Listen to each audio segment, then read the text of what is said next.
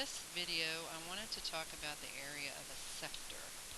When we talk about the area of a sector, the first thing we need to talk about is that you know what the formula is for the area of a circle. So the formula for area of a circle is pi r squared.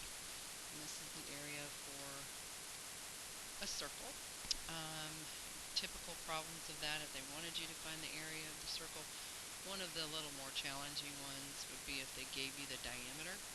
So for area of a circle, you have to find the radius. So if my diameter was 10 inches, I would have to cut that in half and have follow the same formula, but I would have 5 squared instead of 10 squared.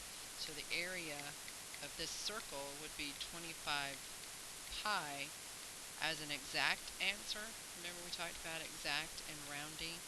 So that would be an exact answer as long as I don't put pi in my calculator. So when I don't put pi in my calculator, I can get the rounding answer by putting that pi in the calculator. And that gives me a rounded answer of 78.5. Okay? So, but if I wanted to work backwards, and perhaps, for example, if I'm working backwards, and I'm actually given the area of the circle, and I need to find the radius of the circle, I'm going to, my area for this circle is 642.42. So I want to find the radius. That's my question. And remember the formula is the area is equal to pi r squared. Well, they gave us area, so I need to substitute those two things. So 642.42 equals pi times radius squared. Well, that pi is being multiplied by that radius squared, so I have to divide by pi. And when I do that, I get, let's see, 642.42 divided by pi. I get 204.5. So in order to find the radius, that radius has a squared on top of it. I would have to square root both sides. The opposite of squaring something is to square root it. So the square root of 204.5 is 14.3. So my radius for this particular problem is 14.3. Now when we talk about the area of a sector, the area of a sector deals with using the area formula of a circle. So that's why this is important that you remember what the area of a circle is.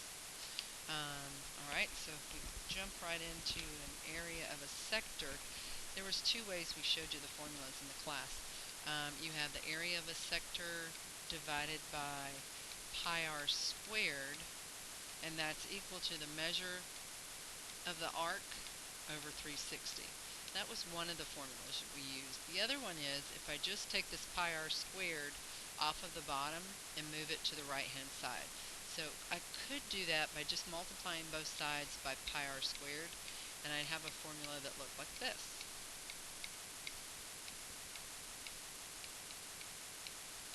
Okay, so some problems are better suited for this one and some are better suited for this one. So your typical problem, if we started out and we had a pretty easy problem, our first example would be, let's say this is 50 degrees and our radius is 50 inches. And we are told to find the area of a sector. Alright, so if I find the area of a sector, that's the formula to the left. I'm going to go ahead and use the bottom one because that seems to be a pretty easy one that I could plug into the calculator. That 50 degrees, always, anytime you have the degree, goes over the 360. That's the part of the circle, and on most exams they'll have this shaded in for area because they're talking about the inside piece. So you're talking about the degrees, you're talking about the piece of the pizza, not the crust of the pizza anymore. Now it's the piece of pizza. How much of that pizza am I taking out? How big a piece is it? Times pi times 5 squared, because my radius was 5 squared. When you put this in your calculator, you must put this fraction in parentheses. It times pi times 25. So my rounded answer for this will be, the area of a sector will be 10.9. Now if I didn't want to round it and I wanted an exact answer, I still put that fraction in the calculator and times it by 25. And I would get 3.47 pi, and that would be an exact answer. So remember, exact answer includes the pi as part of your answer choice. Okay, so that was pretty easy. The harder things are when you do backwards, I guess. Sometimes people think that's harder. So let me do a couple backwards problems. Sorry about that. Some of the backwards problems, let's see. How about we find the radius? Find the radius. Okay, so if I find the radius, I've got my circle. It's a little bit bigger than 90 degrees, so it's 95 degrees. I was not given the radius, but I was given the area of a sector, and it's equal to 40.62. Okay, so I'm going to use either one of these formulas. If I want the radius, if you like to cross multiply, you're going to use the top one. If you just like solving an equation, use the bottom one. So I could show it both ways.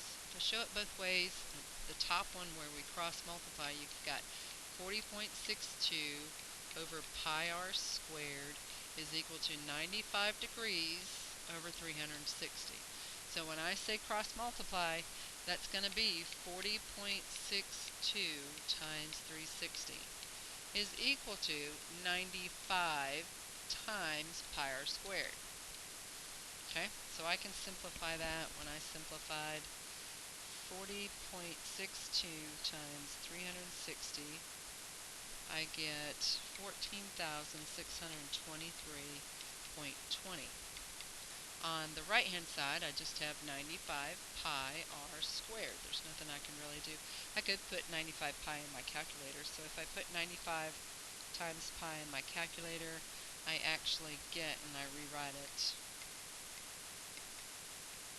I get 298.45 radius squared. So remember, keep in mind what you're actually looking for. We're looking for the radius. So these two things are multiplied. The opposite of multiplication is division. So I'm going to divide those off. And I'm going to end up with r squared on the right hand side. So then on my left hand side, I have 14,623.20 divided by 298.45. And that gives me 48.99. I'm going to round that to 49. And then I take the square root, and of course the square root of 49 is 7. So there you have it. The radius is equal to 7. Okay, so there are some of you that like to do it the other way, so try to make sure that I show you both ways. So keep in mind that this was one way, and now we'll do this way. Okay, so the 40.62 is my area of a sector. 95 over 360 times pi r squared. Alright, I want to get rid of that 360 on the bottom. So what happens is you multiply both sides by 360, and when you do that, you pretty much end up with the same combination you had in red on the other side. So 360 times 4062 is 14,623.20 is equal to 95 pi r squared. So that's exactly what we had right there. And the rest is the same. Divide by 95. Okay, so this time, instead of changing that into a decimal, let's divide by 95 pi. When I do that, when you have more than one thing on the bottom, you have to have it in parentheses. So it pretty much should be the same thing. It may be a couple decimal points off because of the way we rounded, but let's just see. So 95 pi in parentheses gives me 48.99, rounds up to 49. So once again, the radius is 7. So now I've found the radius, so the only other thing left is to find the measure of the arc. Alright, so make sure you pay attention. You'll have both finding a radius and finding the measure of an arc on the test. Okay, so let me give you a problem with finding the measure of the arc. So we have, I don't know, how about this one? Oops, sorry about that. Finding the measure of an arc. So, for example, I've got this circle. I've got this piece. And this is the shaded part. They didn't give me the degrees, so I have to find the degrees. What they did give me is they gave me the radius, and they told me the area of the sector. Okay, so now it's a little bit different, so I'll go ahead and I'll use the top one, doesn't really matter. So I've got 113.1 over pi. They gave me r, so that's 12 squared is equal to, I don't know, measure of the arc is what we're trying to find, over 360. So cross multiplying. Everyone knows cross multiplying means you multiply these two things and then you multiply these two things. And when you do that, they're set equal to each other. So 113.1 times 360 gives me 40,716. And then cross multiply the other side, I get x times pi to the 144th. Now I want x by itself, so I'm going to go ahead and divide off the pi and the 144. I can do that in one time. But when I do that, I need to make sure that this is in parentheses because it's more than one thing on the bottom. So 144 pi. And that will give me 90.00, so we're just going to leave it at 90 as the measure of my arc, which is perfect. So actually the measure of this is 90 degrees. So pretty much that is it for the area of a sector. Remember that area goes with sector and arc length goes with the two words that are associated with arc length, which was in the last video, are the words length and distance. That tells you that you are definitely going to use the circumference versus a question that has area of a sector. So if they ask you about the area of a sector, that should give you the tip that you are using the area on the end of your formula. Okay, thanks. Good luck.